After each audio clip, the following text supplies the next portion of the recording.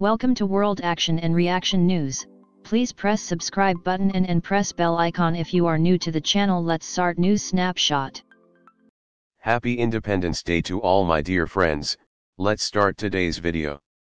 India displayed its military on Republic Day with focus on growing capability to produce world-class weapons systems, including Akash surface-to-air missile, BrahMos supersonic cruise missile and others.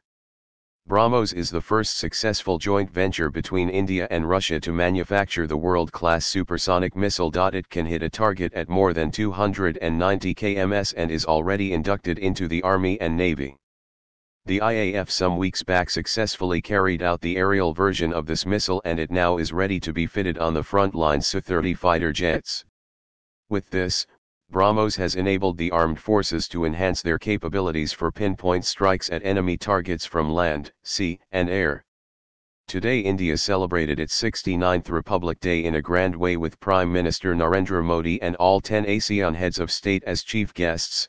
New Delhi is clearly sending out the message of reinforcing its Act East policy by strengthening its strategic ties with its Southeast Asian neighbors. The Indian Air Force has once again kicked off the over $2 billion procurement project for 6 desperately needed mid-air refueling aircraft to extend the strategic reach of its fighters and bombers after it was cancelled twice over the last decade due to cost and other issues. The Indian Air Force on Thursday issued the request for information for the 6 flight refueling aircraft or tankers and associated equipment. The formal tender or request for proposal will be floated after the responses to the RFI are submitted by March 30. After inducting 6 Russian-origin Ilyushin-78 mid-air refueling aircraft in 2003 to 2004, the IAF had first taken up the case for the acquisition of 6 additional tankers in 2006. The 2-engine Airbus A330 mid-air refueling aircraft was twice selected over the 4-engine Russian Il-78 in the technical and commercial evaluation. But both times, issues like the life cycle cost methodology used in arriving at the lowest bidder, L1, as well as pending CBI cases had led to the tenders being scrapped. Interestingly, this time the RFI specifies that the Indian Air Force wants twin-engine aircraft, with a 2-man crew to ensure fuel efficiency and lower maintenance costs, say sources. Italy has received the first F-35B fighter jet to be assembled outside the US, which is destined to fly with the Italian Navy. The Italian Ministry of Defense took delivery of the aircraft Thursday at Cameri Air Base, northern Italy, where the country operates an F-35 final assembly line. The line, which is operated by Italy's Leonardo and the American firm Lockheed Martin and employs 800, will turn out 60 F-35A and 30 F-35B aircraft, which Italy currently plans to order. In a statement, Lockheed said that to date, 9 F-35As and 1 F-35B have been delivered by Cameri, which is the only F-35B assembly line outside the US. 4 of the F-35As are being used for international pilot training at Luke Air Force Base in Arizona, while 5 are operational at Italy's Amendola Air Base in southern Italy. The F-35B was first rolled out at Cameri last May and was due for delivery in November 2017, making it 2 months late. Last May, Lockheed said the aircraft would fly to Naval Air Station Patuxent River, Maryland, for electromagnetic environmental effects certification. It was expected to then join pilot training in the US.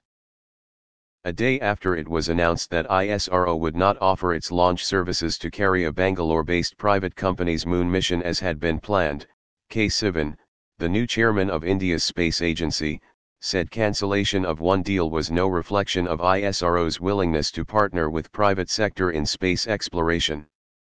Sivan said ISRO's partnerships with industry was already flourishing and would continue to grow. I cannot comment on the specific matter of the cancellation of contract with Team Indus, the private company which was supposed to send a moon mission on ISRO's rocket, as I am new to the job. The cancellation, has already happened, and I understand it was required.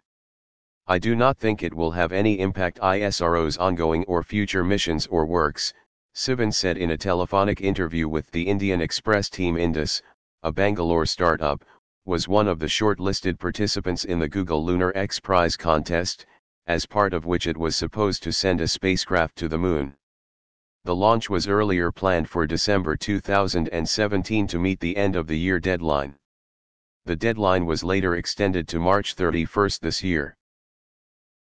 Even as a project on the development of a fifth-generation fighter aircraft, FGFA, between India and Russia remains stuck, a top Russian official said the talks are in the second stage and a contract document may be signed soon.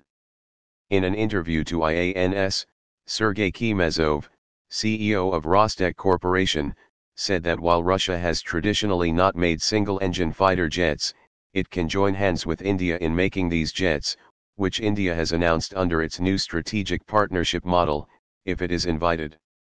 India and Russia have been working on a joint project to develop the fifth-generation fighter aircraft, but despite it being in the pipeline for around a decade, a final contract has not yet been signed. Kemezov said a contract document is likely to be signed in the near future, but did not give any timeline.